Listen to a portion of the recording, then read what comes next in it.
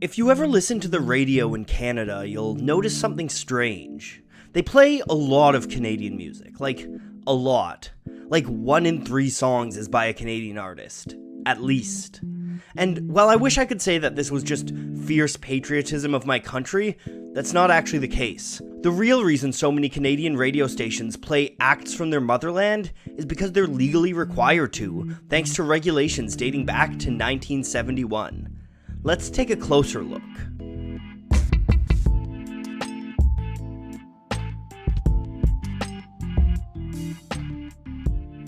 The 1960s were an exciting time for radio. Rock and roll was in the middle of a golden age, and FM broadcasting was starting to get a foot in the mainstream. At the same time, portable radios were getting better in quality, and more young people were buying cars. And of course, this explosion was happening in Canada too. But the music that young Canadians were blaring through their radios wasn't from their home country. Instead, Canadian radio stations focused mostly on the music scenes in the US and Great Britain. That was great for the listeners because there was a lot of incredible music coming out of those scenes, but it wasn't quite as great for Canadian bands. In the mid-60s, acts like Gordon Lightfoot and the Guess Who were finding some success on the Canadian charts, but as we got deeper into the decade, we saw much less Canadian music. Only a few Canadian acts were really having success, and even those that were doing so in the States. Neil Young was working with Buffalo Springfield, who were based out of Los Angeles and made up of mostly Americans. Another Los Angeles band, Steppenwolf, had some better Canadian representation, with 3 out of 5 members being Canadian. But in 1968, Steppenwolf were the only Canadian band to top the Canadian charts, though they did it twice with Born to Be Wild and Magic Carpet Ride. I like to dream, yes, right between the sound machine. That year marked an all-time low for Canadian music success. Only 7 different Canadian songs cracked RPM's Canadian Top 40 that year, with only 4 even breaking the top 10. Even more worrying was the fact that those 7 songs were put out by just 4 different artists: Steppenwolf, the Irish Rovers, Andy Kim, and the Stampeders. It was quickly becoming clear that Canadian radio just wasn't interested in playing Canadian songs, which was posing a threat to the country's music industry as a whole. However, the same year that local chart success bottomed out, the Canadian government created the Canadian Radio, Television and Telecommunications Commission, better known as the CRTC. That organization was charged with regulating broadcast and telecommunications, and one of their mandates was to help support more Canadian content. While there was an upswing in local music on Canadian radio in the following years, most of it was still acts that had found success in the States first, like Anne Murray and the Guess Who. The CRTC organized a public hearing process to investigate, and out of that came a system called the Maple System. That was created by Stan Cleese, who had just created the Juno Awards.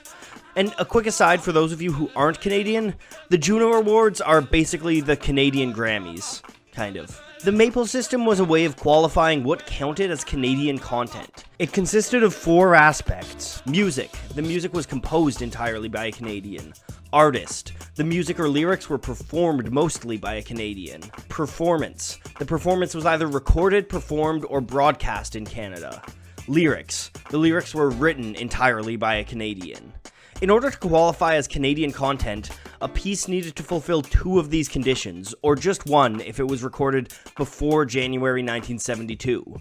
With the Maple System defined, the CRTC set up regulations. 25% of all airplay needed to be devoted to Canadian music. In the years since, that quota has increased, with most contemporary radio stations getting licensed at 40% Canadian content. The results were immediate. In 1972, 57 different songs cracked RPM's Canadian Top 40, with 3 topping the charts.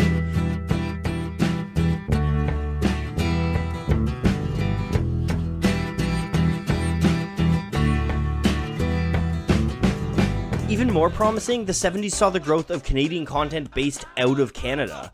Bands like April Wine, Max Webster, and Trooper all found success on the Canadian airwaves throughout the 1970s. These regulations weren't without controversy, of course. Many people thought it was out of line for the government to step in and tell people what they should and shouldn't be listening to. Despite this, CanCon has continued to this day, and you can make a good argument that it's part of the reason Canada has been able to punch above its weight class on the musical scene. The The 1980s saw Bryan Adams become an international rock star, while the 90s created megastars out of Canadians like Shania Twain, Celine Dion, and Alanis Morissette.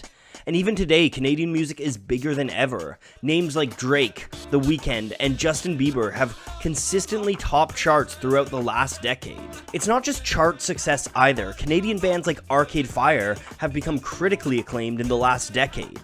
And outside of international success, Canadian Content, or CanCon, spawned countless groups that have had local success. Some of the biggest of these include Blue Rodeo, Great Big Sea, and Sam Roberts, who are all huge in Canada. And of course, the best example of this is the Tragically Hip, who became Canadian legends thanks to CanCon airplay. CanCon is an important piece of Canada's musical history. It allowed Canadian artists to thrive and find a footing in the world, despite living in the shadow of the cultural giant that is the United States. Love it or hate it, CanCon did its job, and personally, I think Canada and the entire music world are better for it.